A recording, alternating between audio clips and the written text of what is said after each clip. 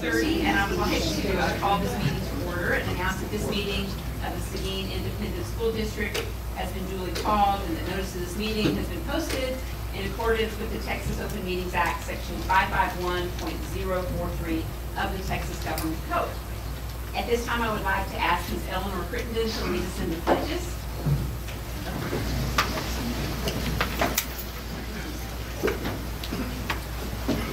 Allegiance to the flag of the United States of America and to the republic for which it stands, one nation, under God, indivisible, with liberty and justice for all. Honor the Texas flag. I pledge allegiance to the Texas, one state under God, one and indivisible.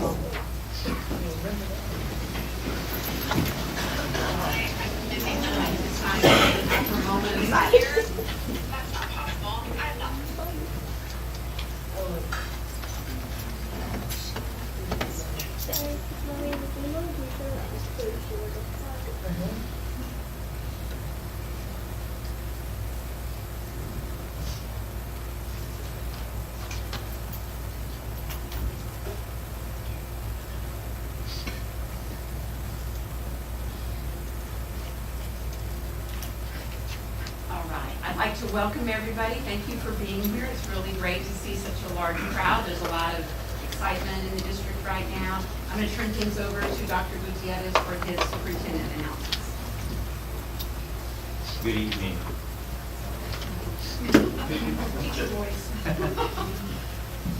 Good evening, board members and Seguin ISD community. Great things continue to happen in Seguin ISD, and I'd like to share a few examples from around the school district. Today was the 7th and last day of early voting in the Bond 2019 election. In fact, if you haven't voted, you have until 7 p.m. in the Juan Seguin room across the hall. So you still have 28 minutes. As of yesterday morning, 1,425 votes have been cast. Be sure to make your voice heard and plan to vote on Saturday, May 4th from 7 a.m. to 7 p.m. at any of the following locations: the district office here, Barnes and Breezy Meister Middle Schools, our Jefferson, McQueen, Botlan, Arbogle Elementary Schools. Bond information can be found at www.seguinisd.net.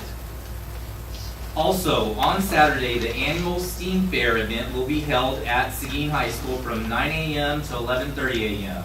And the Breezy Meister Rodriguez Cinco de Mayo Carnival is scheduled for 1 to 3 p.m. We are very proud of the Seguin High School softball and baseball teams for making the playoffs this spring. In softball, the Lady Matadors beat Austin Crockett 18-3 on Friday in the bi-district round. Next up is the area round, where the ladies will play a best-of-7 series against San Antonio Edison.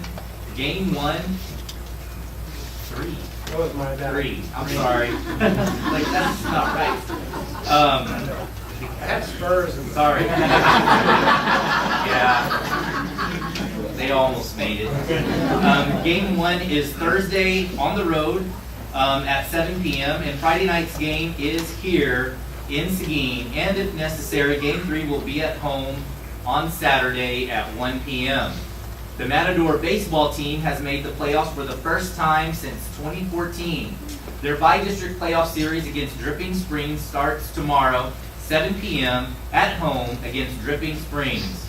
Game 2 is at 7 on Friday at Dripping Springs, and Game 3, if necessary, will be at 11 a.m. on Saturday at San Marcos High School.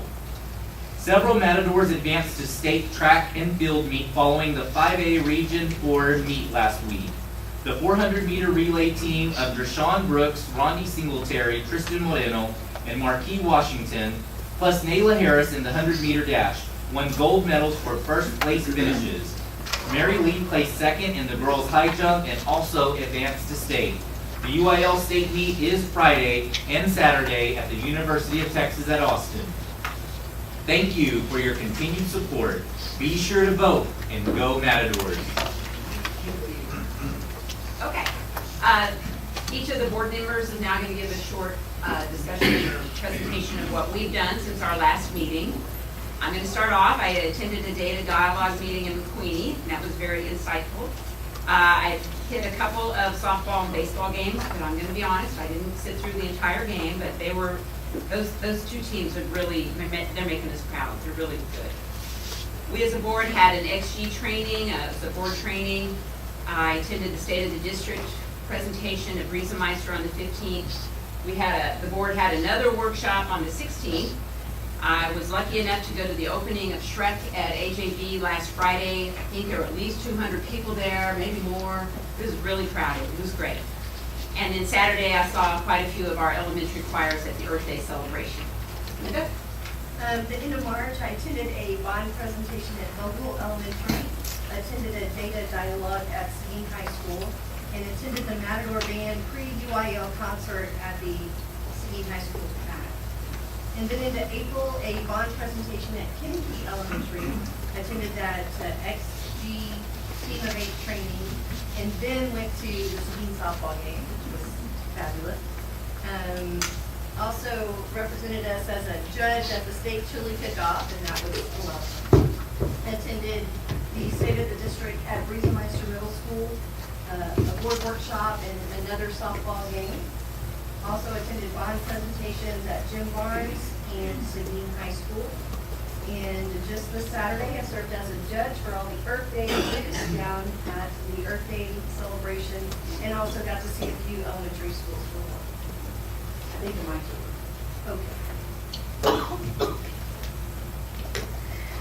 Okay. Okay, this is no particular order. I voted, so that's the most important one. I attended my first ever Matador softball game, so that was very exciting. The Gold Battalion Dance and Cheer Showcase, the Smart Field Day Book Fest. I got to see some of the choirs, the elementary school choirs at Earth Day. I attended the Multicultural Fair, Shrek Jr. at Riesemeister, Mr. Matador at the high school, a bond presentation at Barnes, our team of 8, the XG training, and this evening I got to see part of it before we came. There was a concert and art walk at Barnes. Okay. And I did neglect, last night we also had senior awards at the high school at the PAC. All right, Mr. Amador? I also voted, and I attended meetings, trainings, and meetings. Mr. Jenkins? Ditto what he said, and also attended the softball games, and I took my 18-year-old son to vote for the first time, and he feels enlightened now. Great. Ms. Moreno? I've attended 6 baseball games, with the last one clinching a playoff title. Attended 4 track meets, with the last one sending our relay team and 2 of our girls to state. Attended several of the bond presentations. Was honored to be present at the Hayden Haas and Ashley Hernandez signing. I'm also a member of the Teacher of the Year committee, selection committee. So we've interviewed all the teachers of the year that have been selected from their different schools. And today I had the opportunity to go to 6 of the schools to do observations for 6 of those teachers, to be followed up by 5 more observations on Thursday. We have a very hard job coming up in making a decision.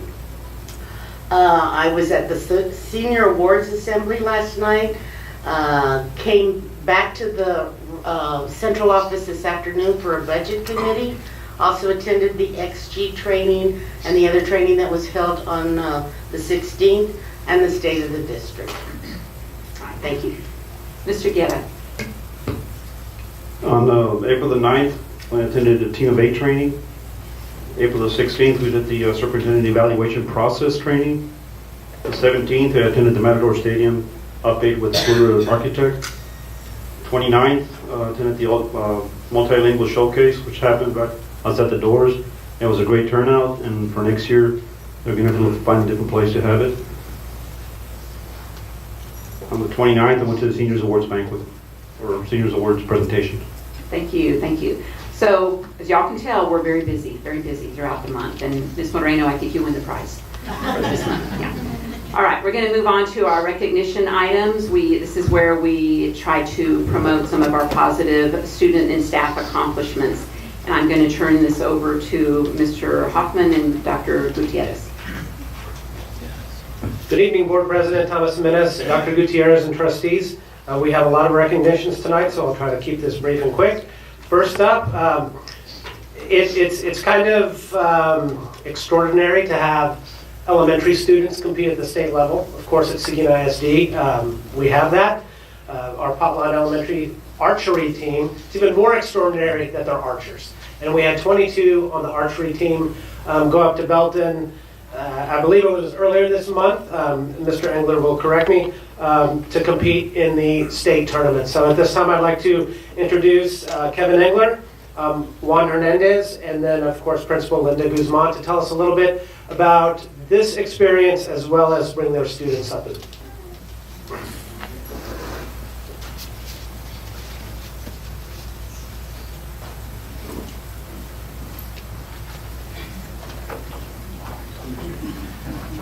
Good evening. My name is Kevin Engler. This is Juan Hernandez. Everybody, this is Ms. Guzman. March 29th. March 29th, we traveled to Belton for the state archery tournament. There were 2,500 kids from around the state of Texas, 4th grade through 12th grade that competed. It is a scholarship program. They do give out financial prizes for kids that place top 3 in their divisions. We came in with a goal to do better than we did for the qualifying tournament. We shot better at the qualifying tournament than we shot at any tournament, and we improved our scores, which was what our big goal was. We had one archer was 1 point away from qualifying for the national tournament in Salt Lake City, and we were right there. We were about 70 points away from qualifying for the national tournament as a team. So we've made some really, really huge progress this year with our kids, and I'm really looking forward to next year and seeing what we can do. So we do have some students here. I have Juanito Garcia. He is our archer that was 1 point away. We have Michael Sanchez. We have Kyle Bennett. Yeah, come on up. We have Galvion Barnes, Felicity Goodall,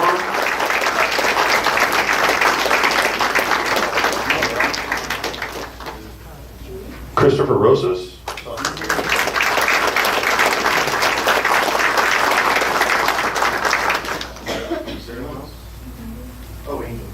Angel Shabando,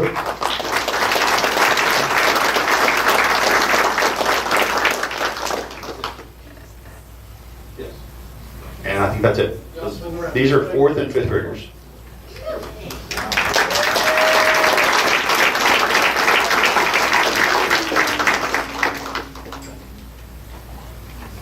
Andy's wearing one of the shirts. All right, I'm free. 1, 2, 3, and 3. Thank you very much.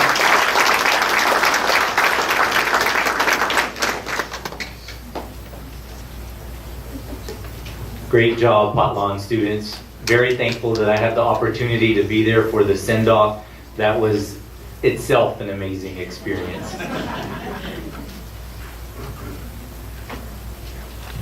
Trustees, a couple months ago, we saw a Madcast video that showcased Seguin High School, and it shared a lot of the thoughts and ideas of some of our students. We're going to be fortunate enough to see that video again, in case you forgot about it. The reason being is because this video came in first place in the TASB State Video Contest. So our MatCast students, we'd like to bring up Lily Leal and Victoria Ramirez from MatCast. Their teacher, Liz Pumphrey, wasn't able to make us tonight, but we also have Dr. Escobar, principal, who's going to come up and say a few words. And we're privileged to have TASB Director Robert Westbrook here this evening, who's going to talk a little bit about this and what it means to TASB. They put on this video contest. Mr. Westbrook serves as a board member on the Shirt Cibolo Universal City ISD, in addition to TASB. So I will ask these 4 folks to come up, and I'll turn the microphone over to them.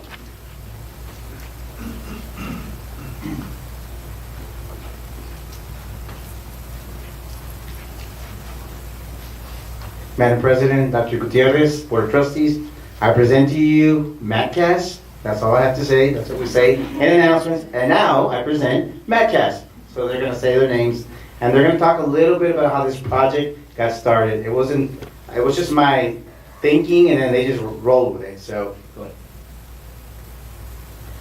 All right, well, I'm Victoria Ramirez, and this is Lily Leal. And the video started out as Dr. Escobar asking us to create a video for a culture of winning for the school, because our school this year has done so many great things with winning so many events, doing well in so many sports. And so he asked us to put together a video, and we did just that. And it was Dr. Gutierrez who came to us and was like, you guys should enter this video into the contest, and you guys could do so well. And so we did just that. We cut it down, and we took out some music because we didn't want it to get copyrighted. And then and so then we entered it, and we did so well that we had forgot we entered it, and got a text from our teacher, was like, hey guys, we won this video contest. And we're like, wait, I forgot we entered that. And so, yeah, and we were very proud of it, and I'm sure Pumphrey would say a lot more if she was here, but yeah, that's all we got. So I just want you to know, I just went to their classroom and said, here's what I'm thinking, guys. And they were all like, all right, let's do this. And then it was all them. So very, very proud of these guys. I know there's more that work in the production of this, but very proud. And as you see, if this is the first time you see this tonight, don't cry. It's time to celebrate. So, and then are we going to do the video first, Sean? Or not? Okay. Hey, good evening, President Cindy Thomas Jimenez and Dr. Gutierrez. I will tell you that Dr. Gibson, our superintendent, did tell me that Dr. Gutierrez looked real young, but you look really young. I think you're the 10th person who's told me that just this evening. Just this evening, I was like, be ready, but I'm sure your experience and professionalism is far outpasses your youthful look. So, 6 next year, great deal. You know what? I'm gonna leave that one alone. Good, there we go. I have 4 sisters, so I know when to be quiet. So, good evening. My name is Robert Westbrook, and of course, I am a board member for Church-Civil Universal City Independent School District. Thank you for having me, the rest of the Board of Trustees and district staff, and the rest of the community. So tonight, I'm representing Texas Association of School Board. As familiar, according to the board, is TASB. And so your board for the community does belong to TASB, and the organization, the Seguin Independent School District, does take advantage of many of its programs and opportunities that TASB has to offer. But most importantly, TASB held a student video sponsored a student video competition this year, and the purpose was basically so the students could sort of illustrate the importance the schools represent to them, what the school and the district, how important it was to them, how important public schools are in society, and probably most important, why public schools demanded to be supported in the community and the state lawmakers, and probably even more important than that, how fundamental public schools and their school played a focus in their life, their foundation, and their success moving forward. And so, dozens of videos were submitted. Over 2 to 3 dozen were submitted, and out of those 3 dozen, 6 were chosen. 6 districts were chosen. 3 different categories, first and second in each category: elementary, middle school, and high school. And tonight, we were just here to sort of formally recognize Seguin High School for having first place. I don't know how to say it in Spanish. First place in the high school division with an award of $5,000 to this.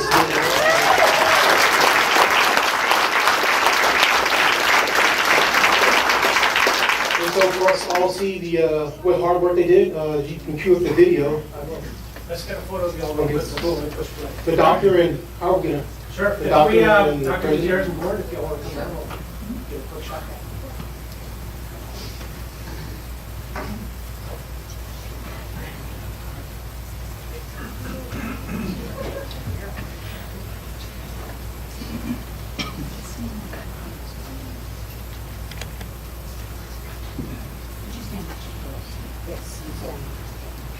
Do I take it somewhere? Oh, yeah, I'm taller than you. I don't need somebody I'm taller than.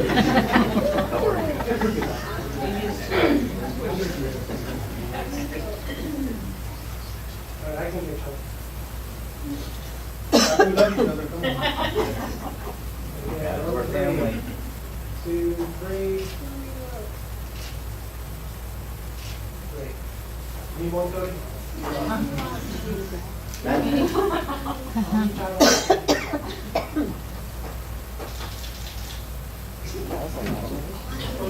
Good job, ladies. I cry every time I see you.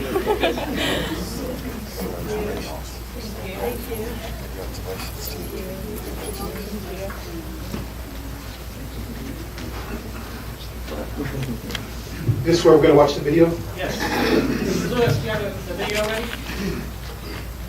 Good?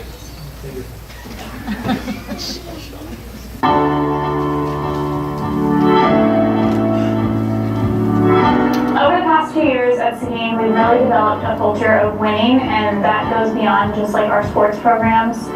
So my first year being on Seguin Cheer was also like the first year that they did UIL Cheer. And it first started out as like a trial run, so basically we were just going to compete just to test it out. When the coaches hold the athletes to a high standard in athletics, it kind of rubs it off on academics.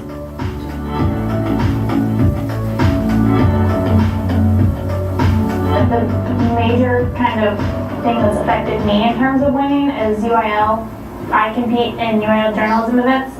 I've gotten to go from literally none of us winning at any meets to all of a sudden at every meet we end up taking the first place team because we're winning ridiculous amounts. Our first year we won 16th.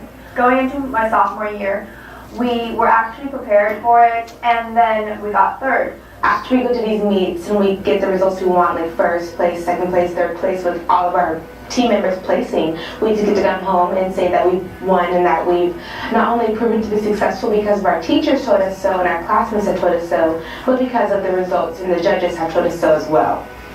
I remember my freshman year, people would just talk about how awful our school was all the time, and then now that we have like a new building and all our teams are winning everything, people just love complimenting our school and tell us how lucky we are to go to Seguin.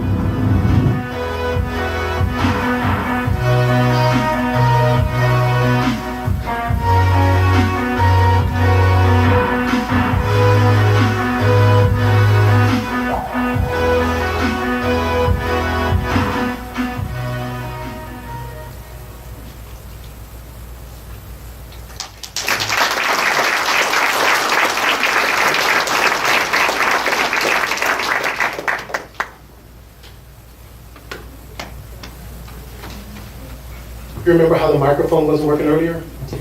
Well, I just asked, we do have a check.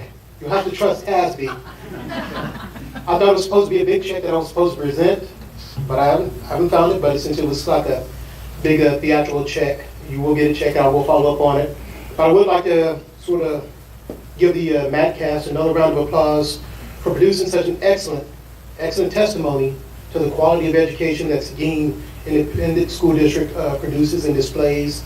And much success in the future, and thank you for everything y'all do, Doctor and President.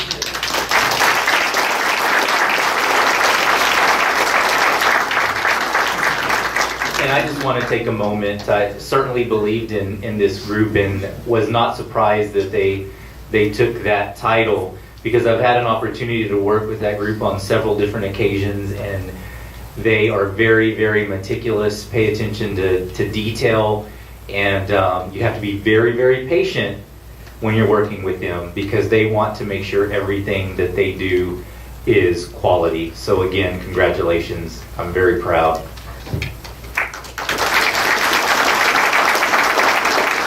And when we get that big giant check, we'll make sure we get a photo with the students and with the teacher. So, okay, thank you. Next this evening, we'd like to recognize 3 Seguin High School Matador Band students who earned a spot on the 2019 TMEA All-State Band. And for the uninitiated like myself, this honor is the most prestigious achievement a high school band student can attain in the state of Texas. So to help this introduction, I'd like to bring up Mr. Stan Malden, Seguin ISD Director of Bands.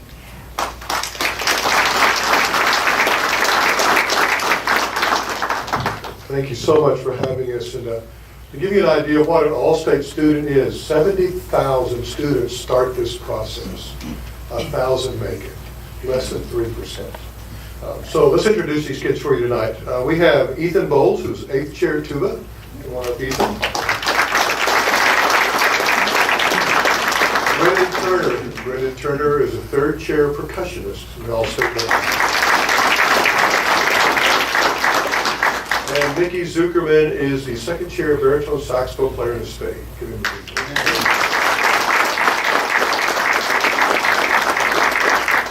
This doesn't happen by accident. As you know, you've been around the band. They start working in about the late June, early July, and the music comes out, and they work until the process would be middle of November. There's a district competition, region competition, area competition in January. All-state band happens in February. And they meet in San Antonio, and they find their chairs out then.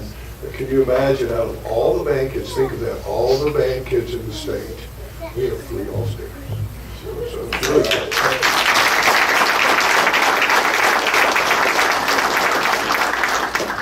Is everybody a senior, or is anybody? Everybody's a senior. So where are you going to school? Okay, doing the Gateway program at Texas Tech.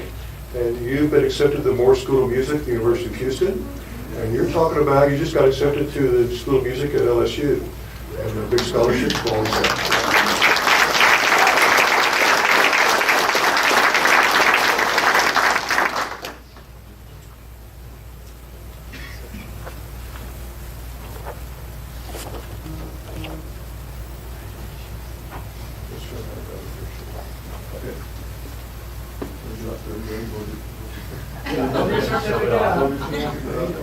It's like 3rd grade, you're right.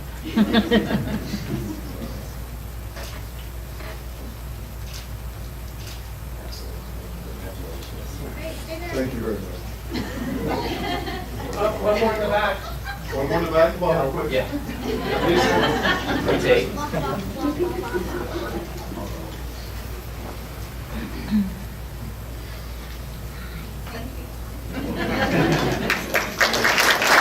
Thank y'all. Thank you so much. It's a really tough thing to do. We're extremely proud of all 3 of you.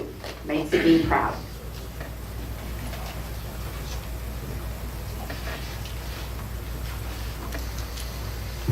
Our next group are essentially the top educators in the district for this past year.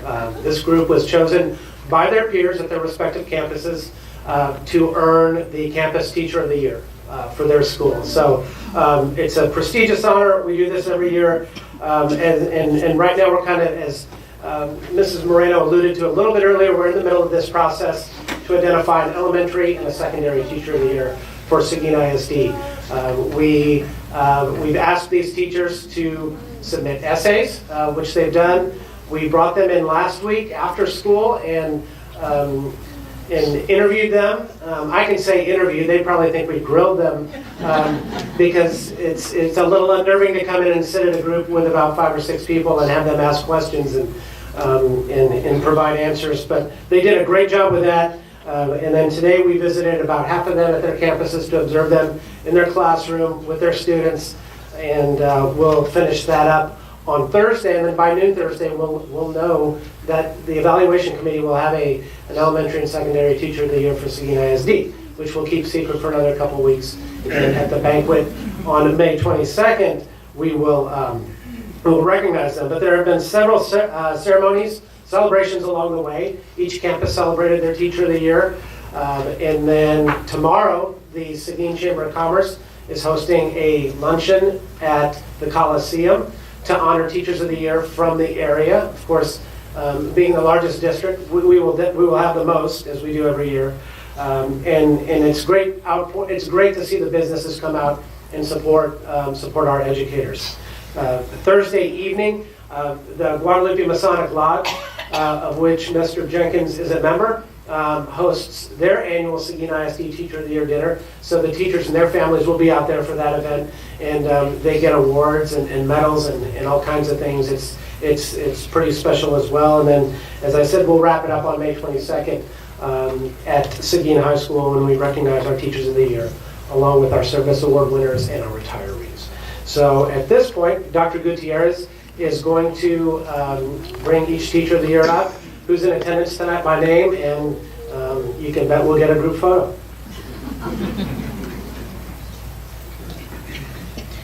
Good evening. I'm going to call by campus, and if you would please, once you come up to be recognized, if you'll stay up here so that we can take a group photo.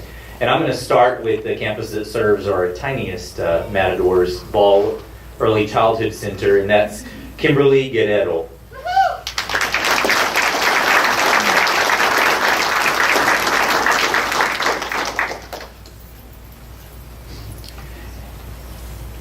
Barnes Middle School, that is Kristen Young, 8th grade, ELAR.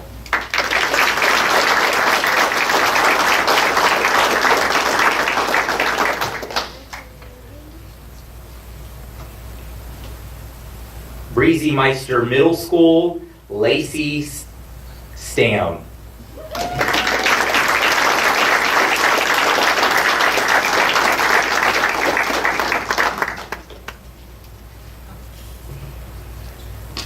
Burgess Alternative School, Elisa Chandler, secondary ELAR.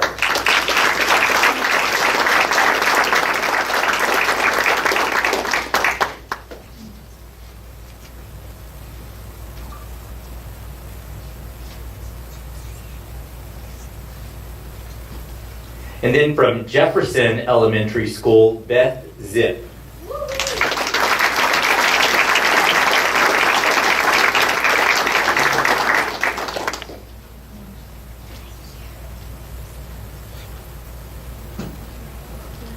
From Kinnicky Elementary School, Patricia Bischoff, 5th grade, ELA, and Social Studies.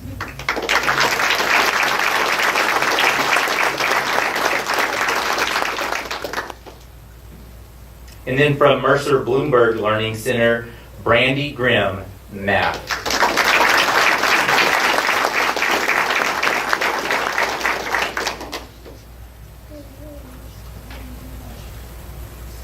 From McQueenie Elementary School, John Martinez, Special Education.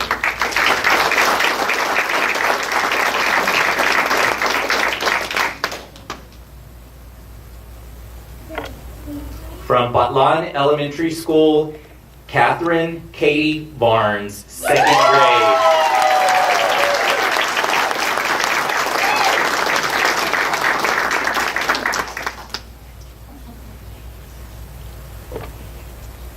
From Rodriguez Elementary School, Candace Hartman, 4th grade, Math and Science.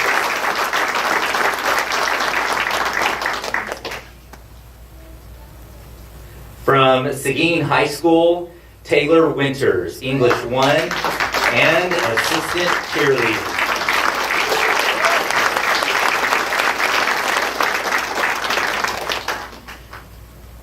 Bogle Elementary School, we have Carolina Martinez, 3rd grade, ELA, dual language.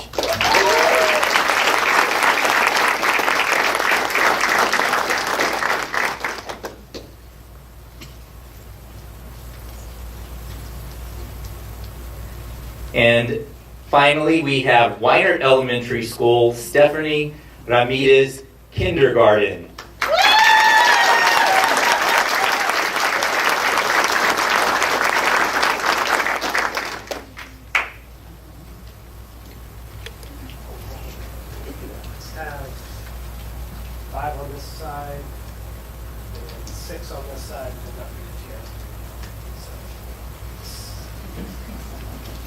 Do you want Sean in front of this? Yes, in front of that. the podium. In front of the aberration.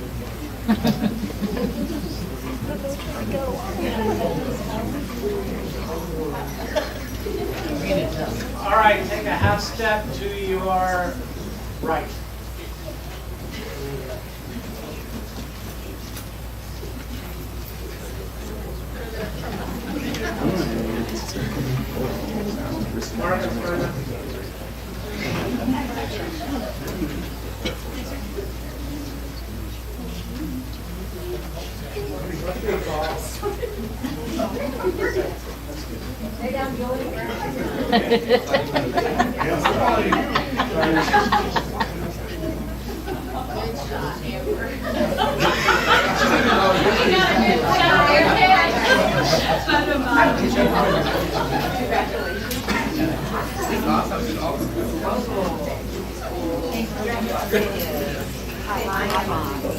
Congratulations to all of these outstanding teachers.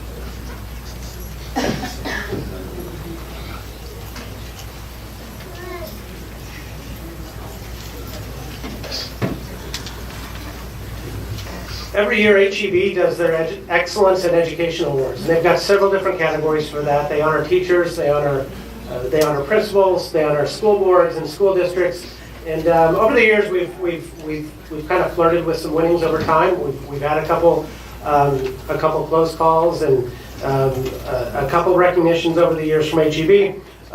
This year was a complete surprise, and I think it was a surprise to this gentleman we're going to bring up in a moment.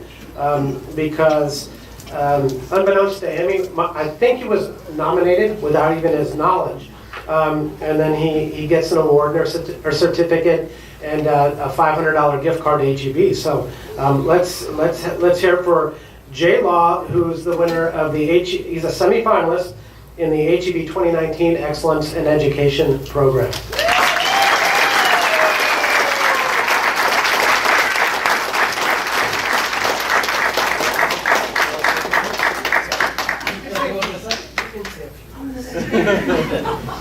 Yeah, I'm not sure who nominated me for it, and so it was a process we had to go through. Dr. Gutierrez wrote me a letter of recommendation, and then had to answer some questions about our campus. And being an AEA campus, some of our scores, they're for what we need to do. They're where they are, but they're not up to some of the other school standards. And so I was really surprised when I got a letter in the mail that we had gotten their awards. So, but like I said, I love my school, my kids love my school, and later on we'll get to see some of that in just a second. So, but I thank you again for all y'all's support. I really appreciate it.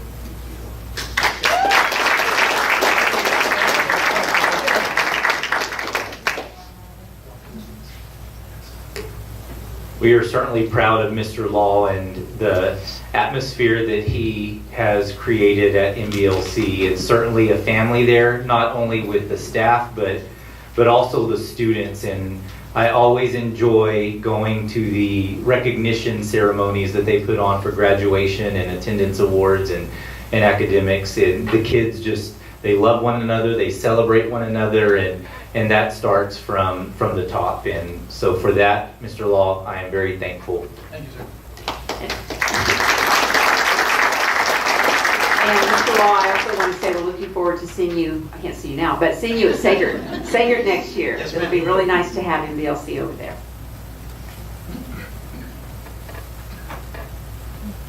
Looks like Jay's family's back there too.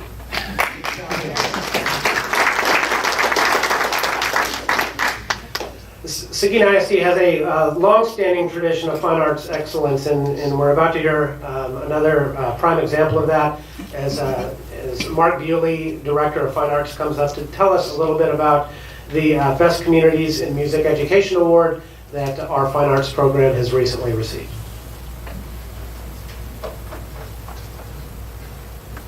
Thank you very much for having me. I'm going to read this. I'm a lot better with the conducting baton in my hand than I am with the microphone in front of my face. So I'm going to read my comments. The Best Communities for Music Education designation is awarded to districts that demonstrate outstanding achievement in efforts to promote and provide music access and education for all students. To qualify for the designation, Seguin ISD answered detailed questions about funding, graduation requirements, music class participation, instruction time, facilities, and support for the music programs. Responses were verified with school officials and reviewed by the Music Research Institute at the University of Kansas. This prestigious award salutes the district's unwavering commitment to a high-quality fine arts education for all of our students.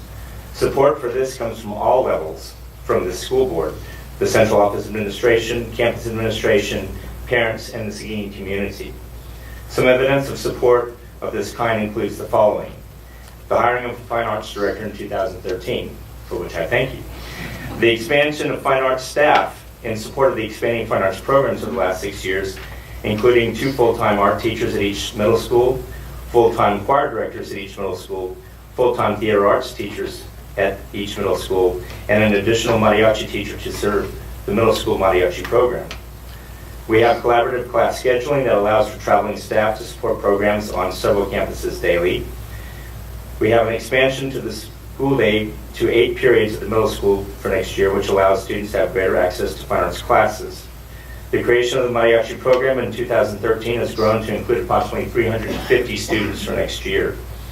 The building of the new Performing Arts Center, equipped with state-of-the-art equipment, includes the purchase of the 9-foot Steinway grand piano that allows our students the best venue in which to perform. The supported partnerships we have with such community organizations as TLU Music Department and the Community Music Academy, Teatro de Artes de Juan Seguin Community Center, and the Mid-Texas Symphony. And finally, we have budgetary support from district, campus, and booster club levels, and from community organizations, grants, and the Seguin Education Foundation. Finally, this award recognizes that Seguin ISD is leading the way with learning opportunities as outlined in the Every Student Succeeds Act, passed in December of 2015. The Every Student Succeeds Act recommends music and the arts as important elements of a well-rounded education for all of our students. I am very proud to have had the opportunity to serve with the wonderful music faculty, fine arts faculty, and campus and central office administration in supporting music education and fine arts participation for all students in Seguin ISD. Thank you for your continued support of the high-quality fine arts education for every student in Seguin ISD. This award is a Seguin Community Award, and all of you are part of it, so congratulations.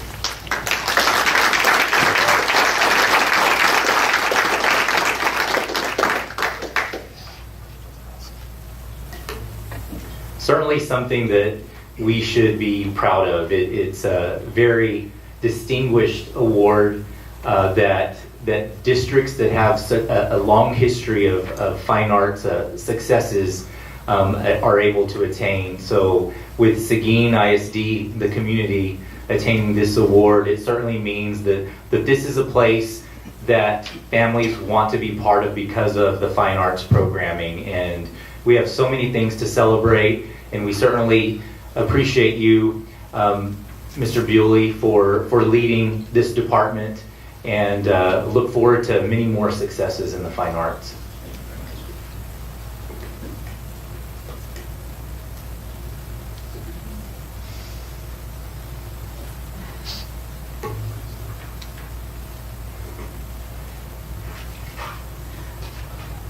So monthly we award the Superintendent's Award, and it's usually a surprise and very emotional moment for many. However, we're doing it we've done it a little different this month, as the individual recognized had a conflict this evening with the production of Shrek Jr. at Breezy Meister Middle School. So it was certainly an honor and privilege to recognize this individual who makes a tremendous impact at Breezy Meister, but in Seguin ISD, day in and day out. He's overseeing the closing night again of Shrek Jr. at Breezy Meister. So we did surprise him with the award at opening night on Friday night, which was well attended. So there were many people there to celebrate and honor Mr. Tommy Jackson, who was awarded the Superintendent's Award for cultivating, inspiring, and empowering students every day for the month of April. So we do have a short clip of Mr. Jackson being awarded the Superintendent's Award. Every month during the regular board meeting, I have the honor and privilege to award the Superintendent's Award. Very prestigious award that really acknowledges the work of an individual that cultivates, inspires, and empowers our students to learn and to grow. Teachers, staff members, administrators, community members, anyone can win this award. Someone who goes above and beyond to build relationships with kids, to build relationships with the community, with colleagues, to really make some great things happen for their campus or for the district. Well, there happens to be a conflict on Tuesday, and so we're doing it a little bit different today. We can't award it on Tuesday because Shrek will be taking place whenever we are hosting our board meeting. So it is certainly my honor and privilege to recognize someone who is committed to the students of AJB, who goes above and beyond for our students, who's working with our students until late hours every day, taking their personal time, using their personal dollars to make some great things happen. So I'd like to honor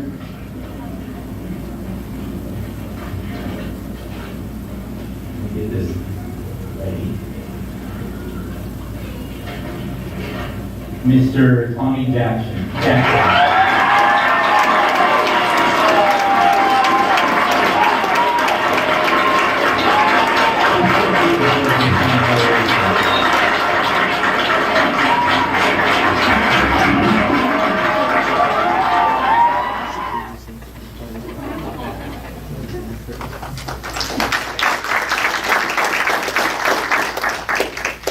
We're very lucky to have him on our staff, so it's an amazing show. And I've never seen the middle school put on theater shows like they do over there at Riesemeister. Okay, we're now going to move on to our audience with the board. And this is where the trustees designate a time for audience participation at the beginning of each meeting to hear persons who desire to make comments in accordance with board policy BED local. Those wishing to speak shall sign up before the meeting, which begins stating the concern or noting the agenda items they wish to address. Audience participation is limited to 5 minutes. Audience of more than 5 persons shall appoint a representative, and the board shall not deliberate any subject that is not on the posted agenda. Did I skip something? I'm sorry. Oh, we skipped something? 2B. I'm sorry. I don't see that, but okay. Can you announce it? 2A. Campus recognition. Under campus recognition, I'm sorry, y'all, I'm going backwards. I seem to have missed something. We have the Mercer Bloomberg presentation. Oh, okay. I'm sorry. It's been quite a busy evening, which is a great thing to celebrate so many accomplishments. Okay, come back up. I was like, I thought I got out of it. Oh, okay. Ladies and gentlemen of the board, Dr. Gutierrez, thank you again for allowing me the opportunity to come up tonight to speak. I'll tell you a little bit of the news today. For the first time, I think that since I've been in campus, we actually, right before 10:30, we had our 100% attendance today. That's the first time I think we've ever had 100%. For 2 periods, we had 100% attendance, and thanks to Chris back there, he called every number on that last kid, and he walked in right in time. So I was like, we've never had that, so thank you so much for Strang y'all for really coming in. That's what we do. We all work together, the students work together, their staff works together, we call the kids, we make them change. And today we're going to have a little video real quick, and I've got a couple students who are going to talk. And the video of the music of it is A Man in the Mirror. Because you got to look in the mirror and you got to make a change. And that's what my kids do. So if y'all want to play the video, we have a little bit of sound clip. Mr. Litt's been working on it, and it skips for like 10 seconds in the beginning on the music. I don't know why it does it, but it comes back.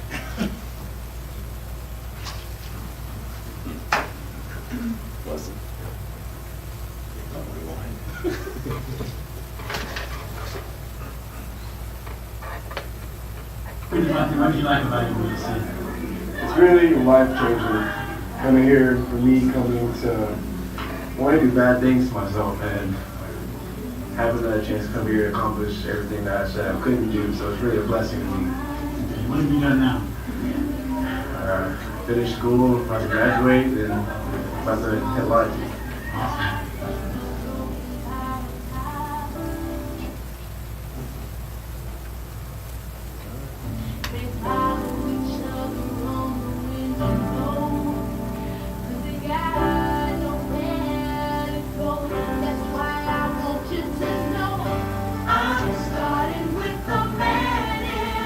Alright, what do y'all like about MBLC? It's a small environment. I like that you can get more stuff done in school. And what are y'all gonna do when y'all graduate? I'm gonna go out and learn how to register nurse.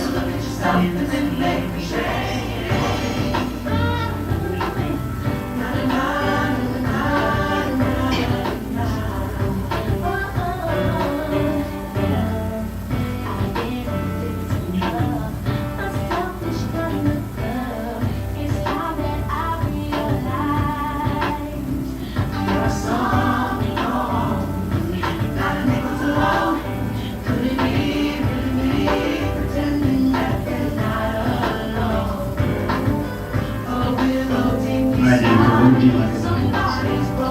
I would like with them.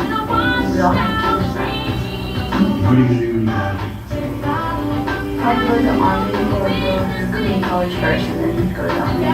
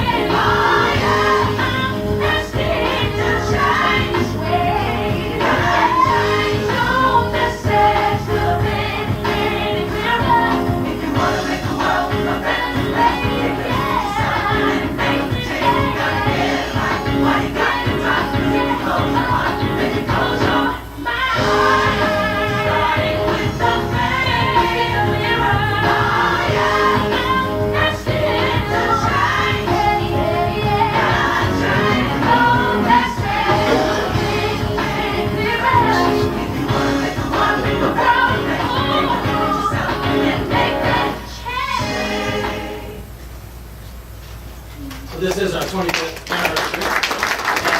As of today, I wanted to tell you it was 2013 graduates, but actually 2014 sitting back there. So without further ado, I have my students to come up and say a couple words that they asked to come. So.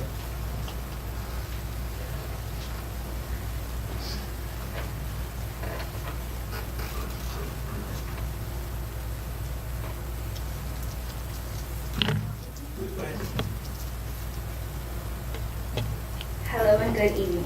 My name is Amber Garcia and I'm here to speak on behalf of my experience attending MBLC. To start off, I'd like to thank Mr. Law and Mr. Rangel for giving me the opportunity to attend MBLC. Without the opportunity, I would not be able to announce it. Today, I am a graduate. Attending MBLC has helped me in so many ways. Not just being able to help me graduate, but being able to have the staff be there for me as a family.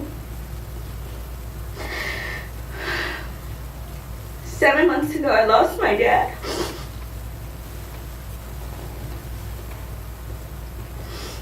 And I had completely given up.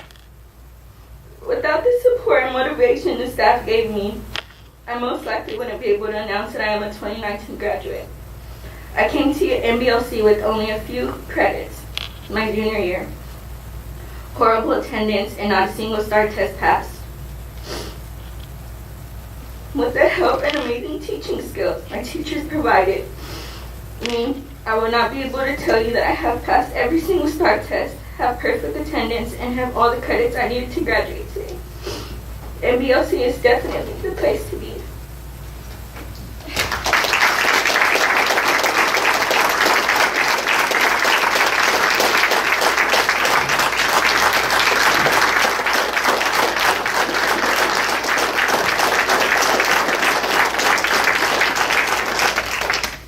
Hello, my name is Ryan. At the age of 14, I had got blessed with a baby girl. And being a young mom, it's kind of hard. So, me going to school, it wasn't really my objective. I wanted to be home with my daughter. My attendance was really, really horrible. When I went to Seguin High School, I goofed off. I was always roaming the halls. I made this decision to go to MBLC. Why? For my daughter and to better my life. And when I first got there, I had 0 credits. Like, I was nowhere. With the help of Mr. Law and also Mr. Engel for always getting us there. Whenever we needed them, they're there to talk. They're not just principals, they're our family. Mr. Law is like our second dad. He is the one that we can come to about anything. Mr. Engel also. Our teachers are basically our family. Our whole school is a family. No matter what, we're always going to have each other's back. And with that being said, I have also passed 1 STAR test with the help of Mr. Law. He's been pushing and pushing and pushing. All teachers push for us to accomplish. And we look forward to the graduations that we have because we're recognizing our family, our sisters, and our brothers. And with the help of Mr. Gutierrez, when he goes and does his announcements, it helps us push forward because we want to walk. We want to make it. Without any of this, I wouldn't even be here. With the help of Mr. Law, Mr. Engel, Mr. Camacho, Mr. Redstill, Ms. Colmars, Mr. Wyatt, and Ms. Grimm, I wouldn't even be here. I would probably be sadly dead or in jail. So I thank them for giving me the opportunity to come to their school and to make myself better, but not for me, but also for my little girl. And hopefully next year, I'll be graduated. So, thank you.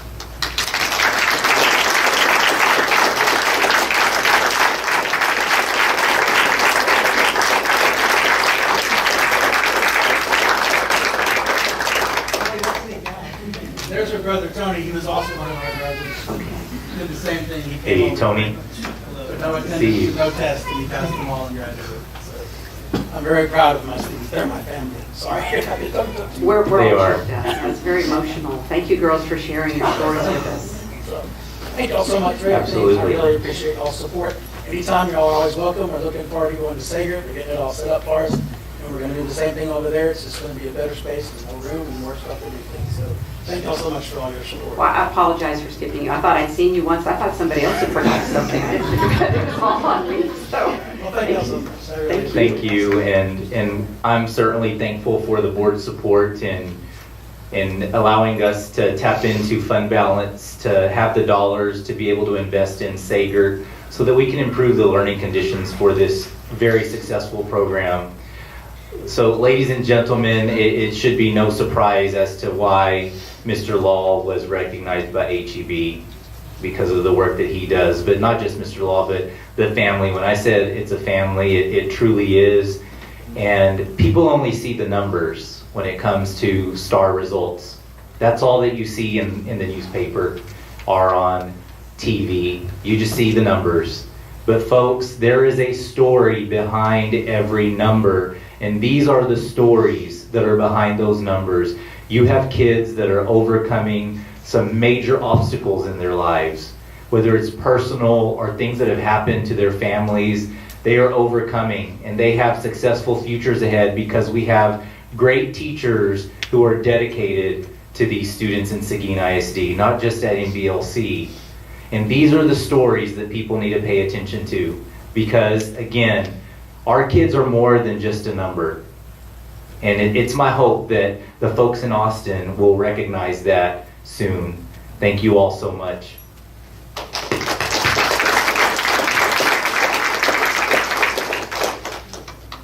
Okay, and I see you have your beautiful daughter back there. So, hello. She's back there, yes. Oh. Okay, now we're going going to move on to audience with the board, and I've read all of the qualifications. And we do have one person who would like to visit with us this evening, and that is Terry Nichols. And it is about introducing the police chief. Madam President, trustees, Dr. Gutierrez. My name is Terry Nichols. I'm the new police chief. I'm honored to serve as your police chief for the city of Seguin. I couldn't be happier to be here. I met Trustee Duncan, who was at Earth Fest on Saturday, and she suggested I come by and introduce myself to you, that you had a meeting tonight. So I called Dr. Gutierrez's office yesterday just to give him a heads up that I was going to show up, and he kindly asked me to sign up to speak and introduce myself. It looks like I inherited an incredible relationship between the police department and the school district, and that is wonderful. Our folks are embedded in the schools regularly, it seems like, and we're doing a lot of stuff with you folks.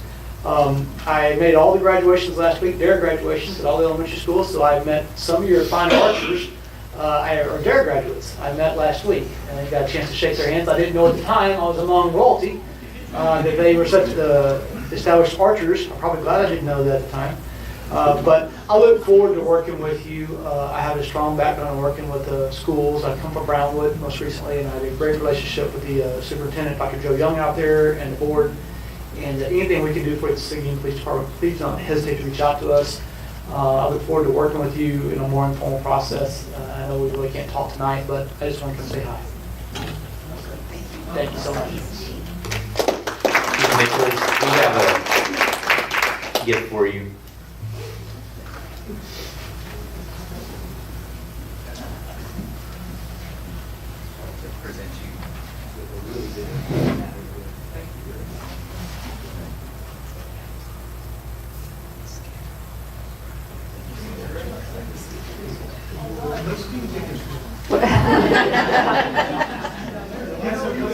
Thanks for coming by this evening. Nice to meet Thank you. All right, we're going to move on to item 4. The board will adjourn into closed session pursuant to the following sections of the Texas Open Meetings Act. First, pursuant to Texas Government Code Section 551.071, 551.074, 551.129, which is consultation with legal counsel, including possible telephone consultation with legal counsel as necessary to address legal concerns, implications, and answer any legal questions regarding posted agenda items. Second, pursuant to Texas Government Code Section 551.074, to discuss personnel matters, including appointment, employment, evaluation, reassignment duties, discipline, or dismissal of an employee. And last, pursuant to Texas Government Code Section 551.072, to discuss the purchase, exchange, lease, or value of real property. We'll go into closed session at 7:33.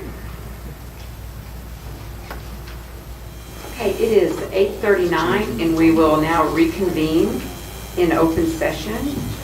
Just long enough for me to tell you all that we're going to take a 10-minute break. So we're breaking at 8:39.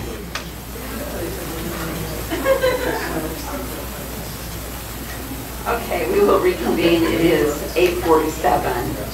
And coming out of closed session, we will not be addressing item 5A at this time, but moving on to 5B, which is consideration and possible action concerning sale of real property and improvements located at 450 Dolly Street, Seguin, Texas, 78155, commonly known as Juan Seguin Elementary School property, including consideration and evaluation of offers submitted in response to request for bids, number 19-08, and adoption of a resolution approving sale of the property to the selected offerer. Madam President. Yes, ma'am. I move to enter into a resolution authorizing the sale of the Juan Seguin property to Spirit of Joy Lutheran Church and authorize the superintendent to negotiate closing terms that are in the best interest of the district. I have a motion from Ms. Duncan. Do I hear a second? A second from Mr. Jenkins. Any further discussion? Mr. Guerra? I just would like to make a comment. We, along with the potential buyer, are well aware of the historical significance that Juan Seguin facility has.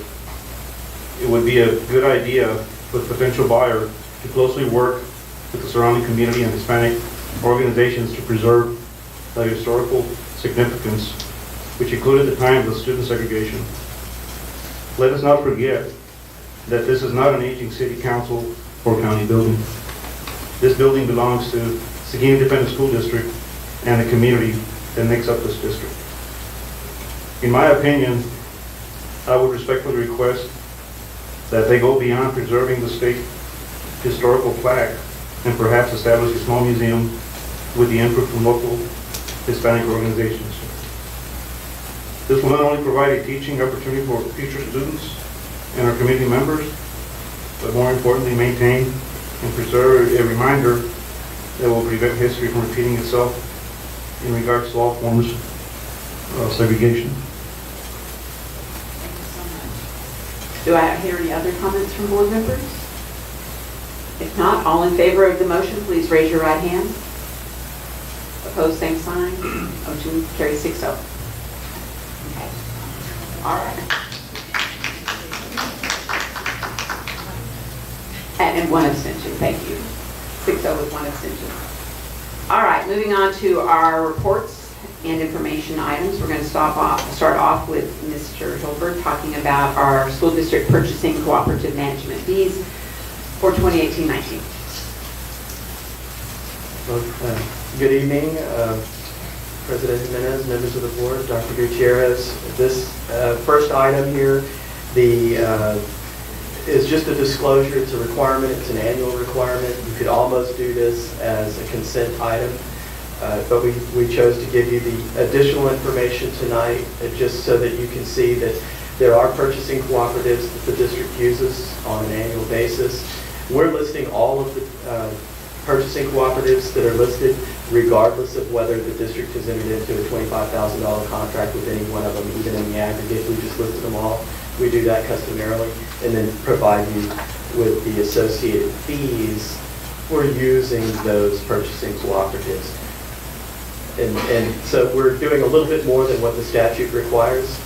And as I mentioned, this is just an information item, but if you have any questions, I'll be happy to field those for you. Any questions? Mr. Jenkins? I guess my question is the fees that we pay for the membership in the purchasing cooperative, we more than make up in savings in those cooperatives, correct?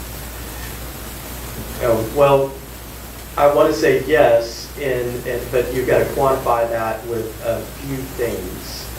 Purchasing isn't necessarily done on a public basis the way it is just an individual. You can't just go out and buy what you want to buy with whoever you want to buy it from. And when you have those parameters, a lot of times that prevents you from being able to get the absolute definitive best deal on that one thing because of various compliance issues. So it's not always to say that there's a huge amount of savings in terms of just the dollars spent, but where you do save a lot is in the effort that is required on the part of not just the staff and the business department, it goes way beyond that. It's also on behalf of all the individuals in the district that are trying to make those purchases. The state, especially when you're using things like federal dollars, wants to see either a bid or 3 quotes for just about every purchase you make, and that is administratively impossible. If 3 quotes is not so bad, but if you need to do 3 quotes for 15 things and you're one teacher or one campus, it becomes challenging. And so that's why purchasing cooperatives were developed in the first place. So there are savings in terms of operational efficiency. That's where the real savings is. So it's advantageous for Seguin to be part of the purchasing cooperatives. That's what I'm getting at. Yes, sir. Every district in the state would agree with that. So I noticed that Region 20 has a purchasing cooperative. What about Region 13? Do we just choose to put one instead of the other? Well, there's purchasing cooperatives for various different regions. The Region 20 cooperative is actually, and the reason why you see so much dollars spent there is because the food service program, child nutrition program, purchases all of their food through that cooperative, as well as processing all of their commodities through that cooperative. I'm not sure that Region 13 has a actual purchasing cooperative. Some of them do, some of them don't. That's not one that we've been a part of. I don't think they have an actual cooperative. But I don't say that. We're kind of split between the two regions. We're now Region 20, correct? Okay. But you can be associated with a cooperative for any region if they offer one. They don't all offer one. Any further questions? Okay. Then we'll move on to the next agenda item, which is the alternative delivery for construction procurement, and you are still on the hot seat, Mr. Hilton. Okay, I've been given 30 seconds to go through 30 slides. Oh, really? That would be nice, but I'll do my best, but I don't think we'll do 30 seconds. But what we're going to do, I want to talk about something. If you had an opportunity to look at the, Our stream isn't working. having some issues this evening. So this information item is some information that we want to provide to you for multiple reasons at this time. What we're talking about right now are called construction delivery methods. Why do we want to talk about construction delivery methods? If you want to build a building as a school district, there are certain rules you have to follow in order to obtain the services necessary to build that building. And so there are some choices that the board has to make and some decisions that the board needs to make with regard to those options. And so I want to make sure that you have some information, and then at a later point in time, with that information, you'll be in a better position to make a good decision. But we're not making any decisions at this point in time. We're simply providing the information. So an overview of construction delivery methods. I'm going to see if I can, a lot of times I have issues with this. So the first thing you need to understand is who the oversight is with regard to construction delivery methods. The initial authority is going to be the Texas Government Code, particularly Chapter 2269, and that number gets thrown around a lot. It has to do with procurement, purchasing, but specifically it has to do with procurement and purchasing as it relates to construction and construction-related services. So there's a whole other section of the code that deals with other types of procurement and other types of purchasing, but when we're talking about construction services, we're talking about Chapter 2269 of the Texas Government Code. For additional oversight and reference, we have board policy, which takes the code from the government code and applies it at a local level, but it doesn't give us as much information as what you see in the code. So we really have to look to both in order to discuss construction delivery methods. So let's talk about what is a construction delivery method. Very simply stated, it is a process of acquiring the services required to build a building. And at its simplest form and its simplest methodology, you would have an architect and you would have somebody build what the architect designed. It's basically that simple. But there are layers and variations of that that could come into play. But if a district wants to build anything, there's an initial method that they're allowed to use, and that's called the competitive bidding process. And what a competitive bid is, and we'll talk about it a little bit more in just a moment, is simply asking for various contractors to tell you how much they will build a building for. And obviously they can't give you that information if you can't tell them exactly what you want them to build. So it can't be a conceptual rendering. It has to be an actual, this is what we want, how much will you charge us? And when you choose that method, you simply put it out there, you receive the sealed bids, you accept the lowest bid. You don't get to negotiate, nothing beyond that. That's the default method according to Texas Government Code 2269. That is the default method. If the board wants to do anything other than that, or if district administration wants to request that the board allow them to do anything other than that, they have to get board approval first. And that's why we need to talk about this, because as you can imagine, you don't typically want to go to several construction firms and say, here's my design, how much will you do it for, and then you just take the lowest bidder, because obviously you're not even considering their reputation, their history of work, their safety record, or anything else. It's just strictly the lowest bidder. And so typically that is not the method, even though it's the default method, it's not the method that you would use. So if you want to use anything other than that, we have to come to you first.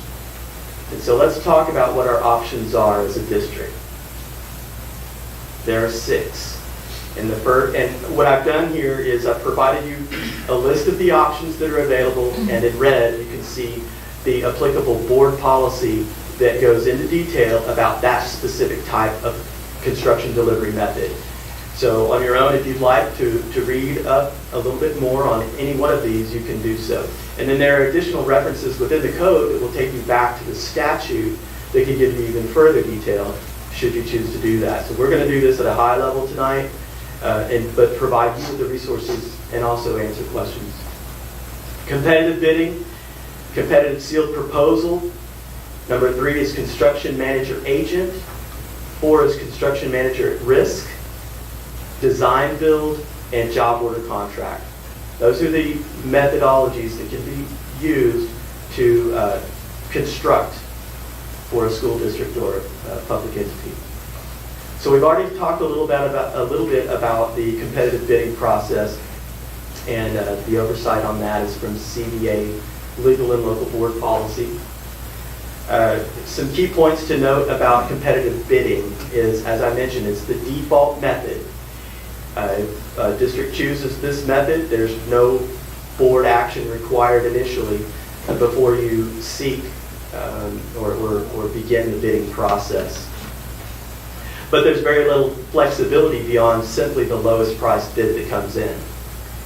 And also, this methodology would not work if you don't have a complete set of construction documents, because the bidders obviously wouldn't have something that they could provide you a price on. So those are some issues that are a problem when it comes to competitive bidding. Another issue that comes up that's not mentioned here is that you cannot negotiate. You have no opportunity to negotiate on a competitive sealed bid. Now let's talk about competitive sealed proposal. A little bit different. This is the oversight for this board policy CBB. And in a competitive sealed proposal, it's similar to a competitive sealed bid, but with some nuances. The first, it allows for criteria beyond just the lowest bidder. So now you have an opportunity to evaluate respondents based on things other than just price. You can look at their safety record. You can look at their history and their experience and their staff and their competence in terms of construction company. And you can evaluate that. Now there are some things you have to do in order to do that. You've got to make sure that they're aware of those evaluation criteria when you submit the bid or if you provide them with that bid. So they've got to be aware of what they're going to be graded on up front. You also have the opportunity that once you collect all those sealed proposals, you have the opportunity to negotiate with the highest ranked proposer. The district would have that opportunity to negotiate with them, even before coming to the board with a contract to be recommended. It's not a sealed, it's not a signed contract. The administration would not have that authority, but we would have the authority to negotiate the best offer that we can get, present that to you, and then you would have the opportunity to decide if that's acceptable or not. So negotiation, that's a nice feature of a sealed proposal. But again, you can't negotiate something that you don't have definitive price on, and you can't have a definitive price on something if you don't have complete design documents. So again, just as with the sealed bid, with a sealed proposal, you have to have a full set of design plans for them to give you an offer on. Okay, so now another option is the construction manager agent. And the oversight for that in board policy is CVC. Now, construction manager agent is a little bit more unique. I mentioned earlier that you would have an architect. Under the simplest arrangement, you'd have an architect that would design it, and then you'd have a construction firm that would build it. If you have a construction manager agent, you've got another guy in between. And the construction manager agent works with your architect for management and administration of a construction firm. So they don't do the second bullet there. They don't actually do any of the work. You've got an architect that does the design, you've got a construction firm that does the construction, and you have a management company that makes sure that the construction company is doing what the architect is saying needs to be done, essentially. This is more of a professional service, similar to an architectural type service, so it looks and feels, when you do the grading, is more like an RFQ, and that's why it states there the selection is based on demonstrated competence and qualifications, because there's not really anything else to base a grading on. But you would still need a construction contractor in a scenario like this, so you would still have to go out for bid under one of the scenarios where you would select a construction contractor. Let's talk about a construction manager at risk. That's one we likely hear of very often. Again, this one's, the oversight for this is taken from Board Policy CBD. Construction manager at risk, when was that appropriate? Well, you're going to bring in a construction manager at risk before you actually have a full set of design documents. If you're going to bring them in, the architect is still in the process of drawing the designs. You're going to bring them in, and the reason you're going to bring them in is because at that stage, at the design stage, it's purely a conceptual rendering on paper, right? And so now the construction manager at risk, and CMAR is what we often call them, they're able to work with the architect to help make decisions that might save some money. That's the whole purpose of bringing them in early. They're the ones that are actually going to construct it. They actually do the service of construction. But they also work with the architect in pre-construction. So they've got two components, pre-construction and construction services. Additional information regarding the construction manager at risk is the fact that because they have two roles, right? They work on the pre-construction side. When it comes to pre-construction, you don't know what your final design is going to look like, so you can't possibly have a percent of cost as the basis for a fee. So usually it's a set dollar amount for the pre-construction services of a CMAR. But then that flips when they start actually construction. Their fee is based on a percent of the construction cost, or anticipated construction cost. Now the benefit of doing this is that because they have worked with the architect from or close to the beginning of design and all the way through completion of design, they can give you, the construction manager can give you the GMP is what is often referred to. But what that means is your guaranteed maximum price. They can tell you definitively what they promised to deliver this building for, that or below. And typically they try to do it in such a way that they're going to be able to return some savings to the district. So they know what the maximum price will be for construction. Another feature about CMAR that is good is because they've been brought in during the design phase, you have less likelihood or reduced, there's never no likelihood, but there's a reduced likelihood of the need for change orders because they've been involved in the design. So any change orders, the argument would be, not only did you give us your guaranteed maximum price, but you were involved with the design process. You want a change order now, it would likely have to be a result of a change in scope, perhaps even on the part of the district, and that's a different thing. So you can hold the CMAR more accountable in a situation like this, but again, you've got to bring them in early. So that would be a scenario where that would be appropriate. Bringing them in late or after design is complete, CMAR is not as beneficial. To keep that in mind. Design build is another opportunity or another option in terms of construction delivery. CBE is the oversight. In a design build, the design build firm functions as both the architect and the contractor, one firm. So you can imagine there's already probably a little bit of a red flag in your mind when someone has that much authority, right? And so as you can see the second bullet, obviously you're going to feel compelled to bring in a third person just to make sure that they're doing and telling you the truth. Bottom line, a second set of eyes that's a professional, an architect or an engineer would be appropriate in that case. That's not to say there's anything wrong with the design build, but you have to understand this going into it. There are some benefits to a design build, so it shouldn't just be written off. A design build is a much faster methodology, a form of delivery. And in some cases, it can be cost effective, but you have to make sure you have the right firm. You've got to do a good job of due diligence in researching the firm. And then, of course, you want to have that second layer of oversight. So let's look at a job order contract. Really, at the moment, I can't think of anything where this looks like something on the horizon for Seguin ISD, but it could be. The oversight for board policy on this is CDF.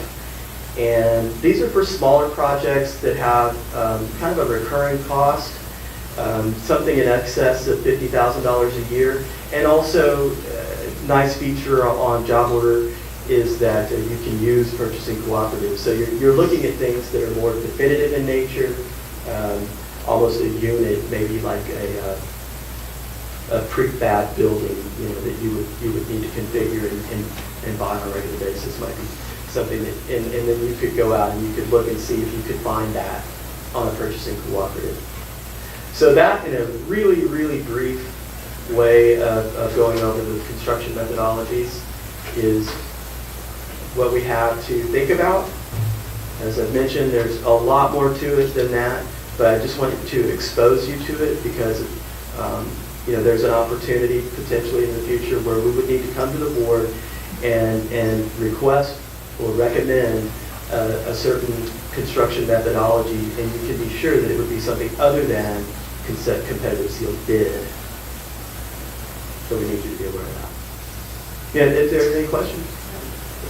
In the past, what methodology did the district use? Well, you have to look at in the past what the situation was, right? Because if you don't have construction design documents ready, then perhaps CMAR is a good opportunity. And CMAR is in fact what was used, for example, for the high school. Okay, so the contractor was brought in. Well, I'll be sure on that. But and if I go back further than that, I'd have to really double check. But CMAR is something that has been used historically. But again, historically on those projects, you didn't have design documents complete. And that's really the important design, we did like competitive seal proposals for like the vestibules of the middle schools. Would be an example of when we do that. The architect designed the plans, they were in place, put them out for bid, they got accepted. Those are two we used. That was the same question I was going to have as far as if you could use a high school as an example. So has there been a lot of changes from the time they built, let's say, for example, barns, as far as the construction type versus the high school? I believe we used the same contract. I believe that was the farms as well. Just reading back and I was part of that. But, that's what we used at that time. Did you have all the plans at that time? So no, so the contractor, it's like with the high, I'm going to speak to the high school, I can't speak to the farm. Like for the high school, we hired the architect, then we hired, architect started, we hired the contractor. They sat down, we worked on the plan together, we priced it, we used things going forward. Now, I think it was important because it was a project being done around another school. So having a contractor there through the whole process, we knew exactly how the phasing was going to go.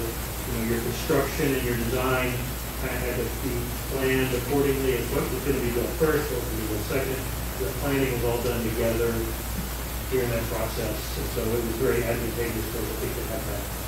So as we move forward, you'll have a recommendation? So when we come to you with the project, we'll talk about these and make a recommendation of what we think would be the best method, and we can discuss why this one's better than another one in certain situations. Thank you. I appreciate the information, the background before we delve into that.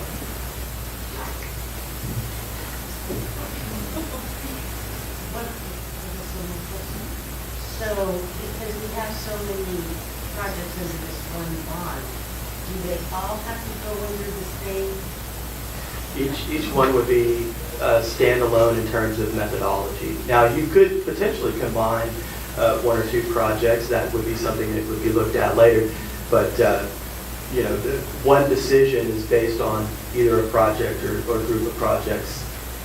And that decision is related to those and those alone. They could be under the same method, but every project you would want to have under its own contract.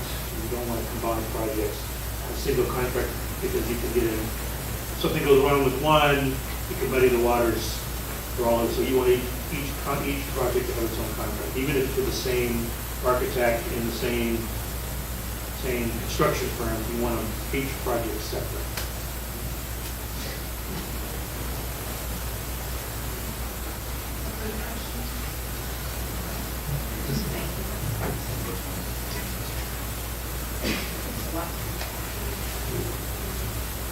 Right, moving on to item 6C, which is personnel information. Hopefully this is not new information, as we talked about giving Dr. Gutierrez the hiring authority back in April. Every week in your update, you're getting a spreadsheet that will show new hires and resignations. So this is basically just a repeat of that. But and what we'll do also, I know you guys like to meet our new folks, but right now these folks are off somewhere else. So beginning of the school year, we'll do a meet and greet, and then during the year, we'll bring stragglers in or mid-year hires in for you guys to put a face to the name. Noelle Bell will be special education at Barnes, Sammy Flock, special education. Myra Gonzalez is going to be a great move for us for the bilingual program, master's degree.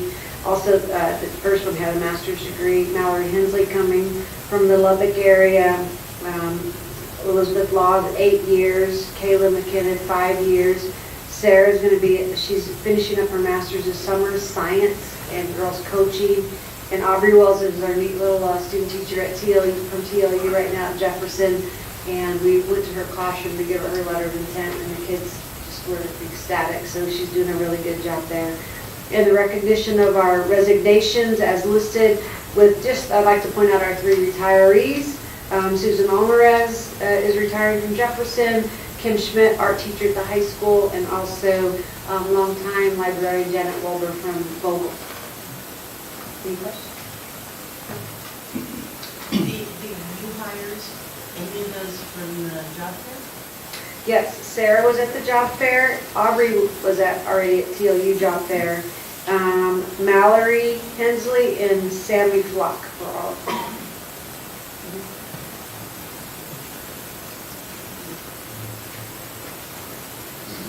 All right, moving on to item 7, consent agenda items to consider and possibly approve as applicable. BE policy local states that the consent agenda shall include items of a routine and or recurring nature grouped together under one action item. All such items shall be acted upon by one vote without separate discussion unless a board member requests that an item be withdrawn for individual consideration. The remaining items shall be adopted under a single motion and vote as applicable. So in your packet this month we have the approval of board minutes for the board workshop March 18, 2019, for the regular meeting March 26, 2019, for the team of 8 training April 9, 2019, and a board workshop on April 16, 2019. Also the approval of tax collection reports for March 2019, the approval of proposed budget amendments and financial statements for March 2019, approval of donations received in March 2019, approval of investment report for third quarter 2018-19, the first reading for consideration for approval of CH and CB local board policies, and the approval for technology expenditures. Does anybody need me to pull one of those items? If not, do I hear a motion for approval? Okay, Mr. Amador has moved to approve the consent agenda items. Do I hear a second? Ms. Crittenden? Any further discussion? If not, all in favor, raise your right hand. Opposed, same sign. Motion carries 7-0. All right, moving on to our action items. We have to consider the recommendations for term contracts, probationary contracts, employment agreements for administrative personnel.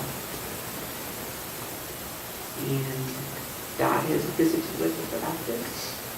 Okay.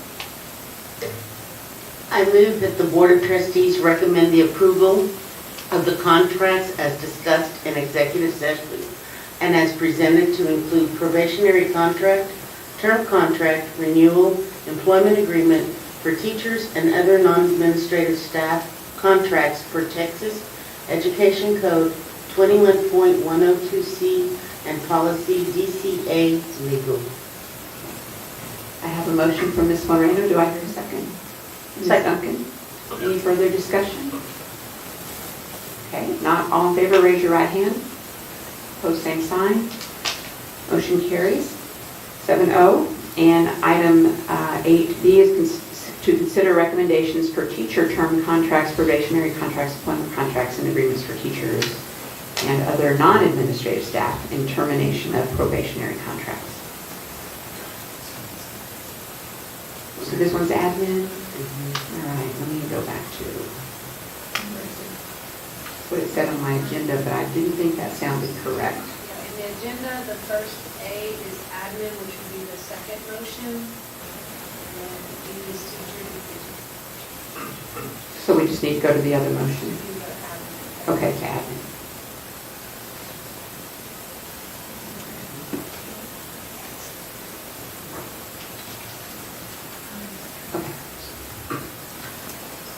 Are you ready for a motion? Yes, ma'am. I move that the Board of Trustees recommend the approval of the contracts as discussed in executive session and as listed to include probationary contract, term contract, renewal, and employment agreement for administrative staff contracts for Texas Education Code 21.102C and policy DCA legal. All right. Is that correct? Okay, do I hear a second? Second. Second from Ms. Duncan. Any further discussion? Not all in favor, raise your right hand. Opposed, same sign. Okay. Motion carried. All right, that is it for our action items. Does anybody from the board have any comments or requests for Dr. Gutierrez or staff? I guess we're all looking forward to Saturday evening. I have a baseball game tomorrow. Oh, baseball. Isn't everybody looking forward? Better hope it doesn't rain.